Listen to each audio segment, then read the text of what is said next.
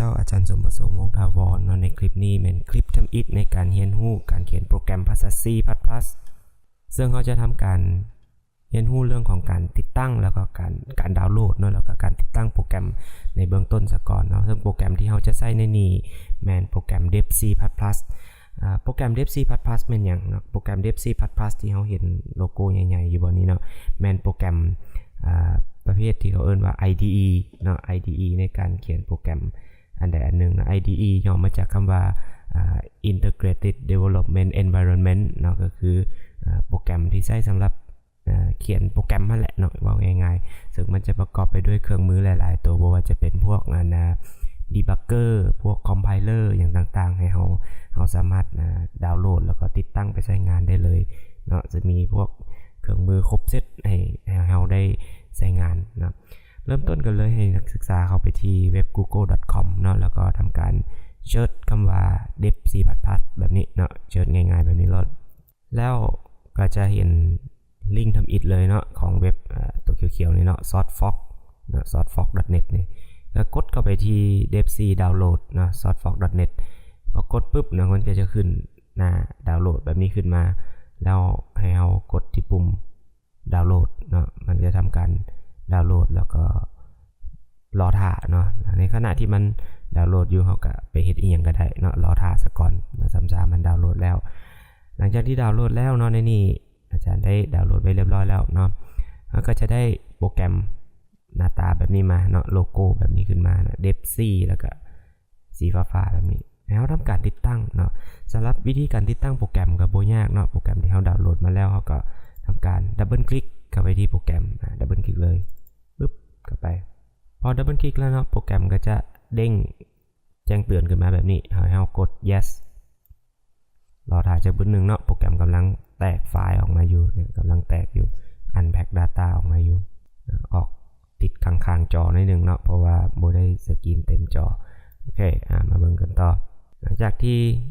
unpack โปรแกรมแล้วก็จะเข้าสู่ขั้นตอนการ install ให้เราเลือกภาษาเนาะนี่เขาก็เลือกเป็นภาษาอังกฤษไว้เลยเนาะกดปุ่มโอเค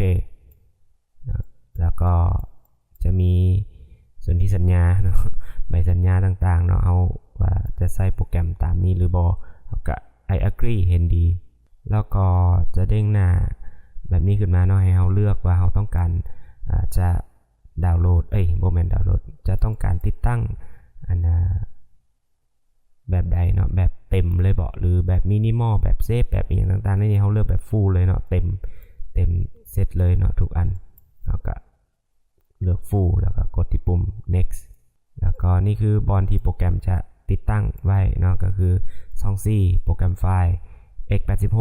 แล้วก็ dev C++ สาเหตุที่มี x86 นี่เพราะว่าอาจารย์ใช้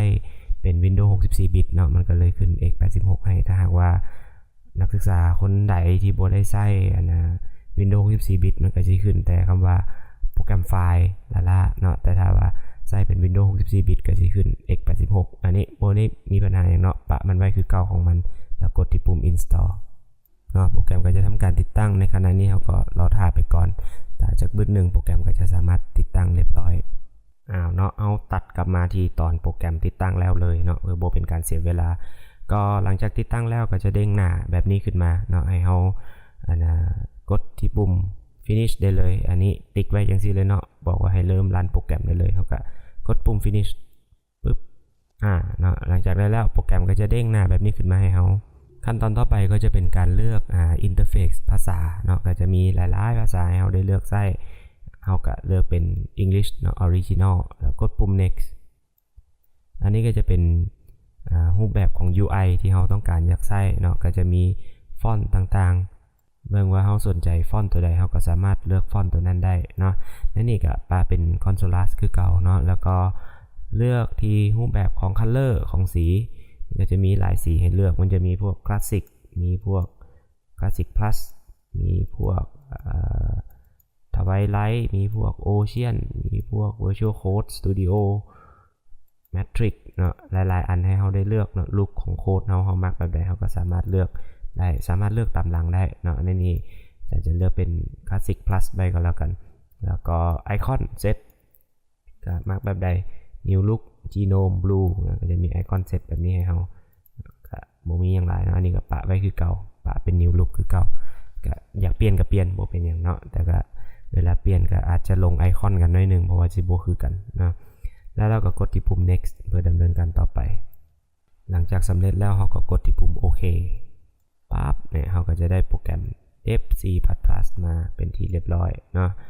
นี่คือโปรแกรม Dev C++ โปรแกรมที่ติดตั้งแล้วก็จะมีหน้าตาลักษณะจังซี่เนาะมาเบิ่งกันที่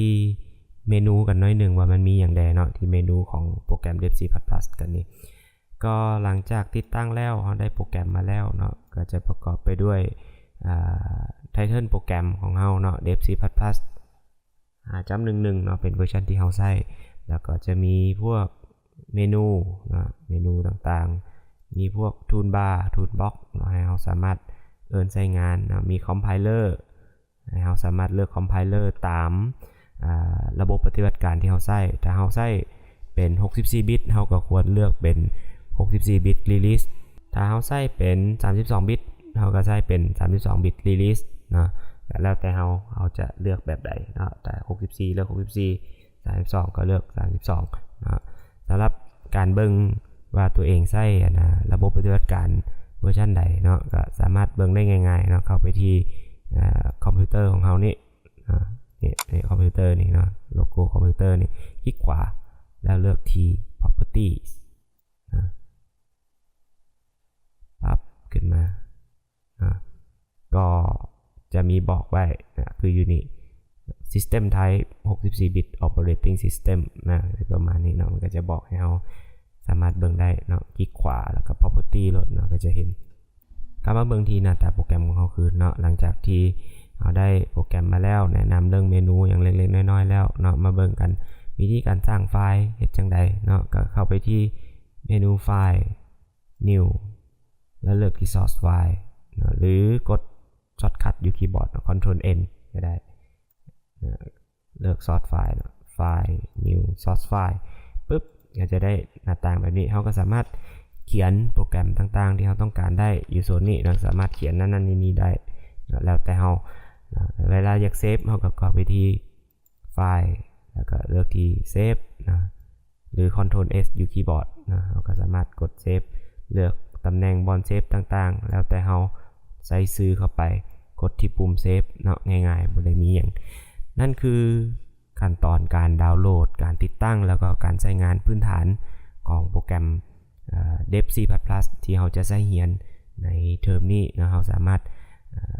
ศึกษาเรียนรู้เพิ่มเติมได้นะสำหรับบทต่อไปเดี๋ยวเราจะมาเบิ่งตัวอย่างการเขียนโปรแกรมแบบง่ายดายกันว่าเราสิเริ่มเขียนโปรแกรมกันจังใดแล้วก็จะมีวิธีการเขียนกันแบบใดนะสำหรับบทต่อไปแม่นเบิ่งได้อย่าลืมนะกดปุ่ม Subscribe กดปุ่มไลค์ปุ่มแชร์แล้วก็กดปุ่มรูปกระดิ่งเนาะเพื่อติดตามคลิปตอนต่อไปว่ามีคลิปอันใดๆออกมาเพื่อเป็นกำลังใจให้อาจารย์ได้เฮ็ดคลิปต่อๆไปออกมาอีกสำหรับคลิปนี้ขอพอเท่านี้ก่อนสบายดี